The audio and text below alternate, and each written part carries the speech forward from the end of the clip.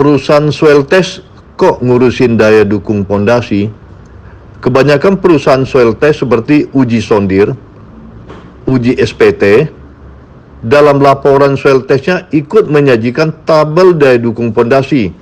Apakah memang begitu? Apakah boleh? Apakah mereka punya kompetensi tentang analisis pondasi? Dan apakah hal ini tidak menyesatkan?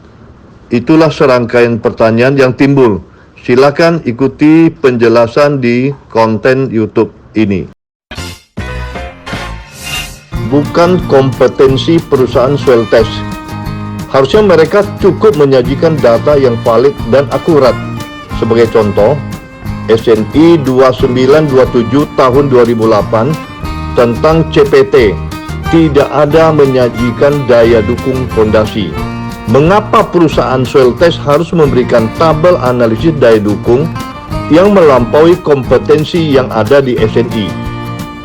Data sondir bisa diibaratkan data ronsen di bidang medis, di mana si tukang ronsen tidak pernah memberikan obat yang merupakan kompetensinya dokter. Ada apa dengan tabel daya dukung? Mereka menyajikan tabel daya dukung dengan salah satu formula statik disajikan dengan Excel.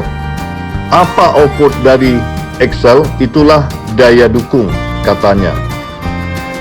Apakah mereka pernah tahu bahwa pondasi dangkal tidak boleh ditempatkan di tanah lempung dengan nilai QC kecil 12 kg per cm persegi atau nilai NSPT kecil 5? Apakah mereka pernah tahu bahwa pondasi tiang yang tidak ditempatkan sampai tanah keras atau in-bearing pile akan terjadi settlement yang besar?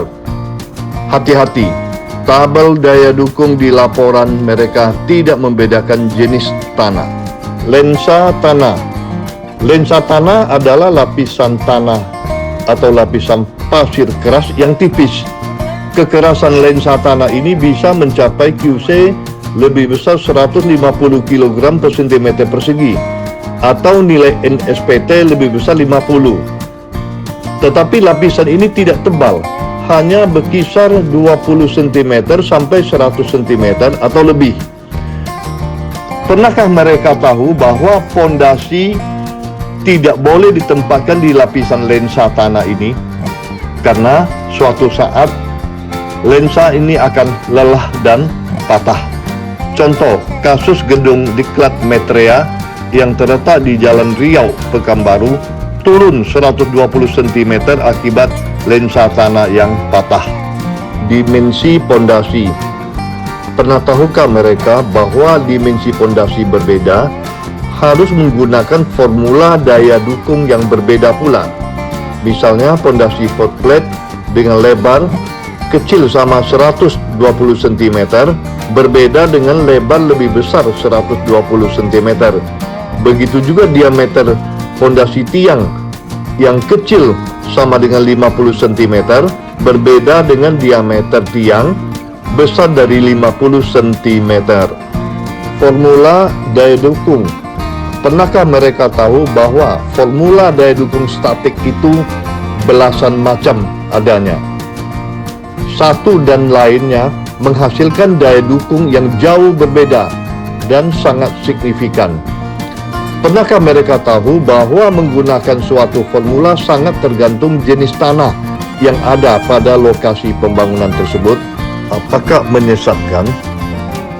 Bila si ahli struktur pondasi tanpa pertimbangan panjang hanya mengambil nilai daya dukung di laporan soil test, menurut saya itu adalah perbuatan yang konyol dan menyesatkan. Melalui akun YouTube ini, saya menghimbau agar perusahaan soil test tidak lagi menyajikan hasil analisis daya dukung pada laporan soil testnya. Kepada pemilik bangunan, perencana harusnya tidak meminta kepada perusahaan soil test menyajikan sesuatu yang bukan kompetensinya, agar tidak menyesatkan.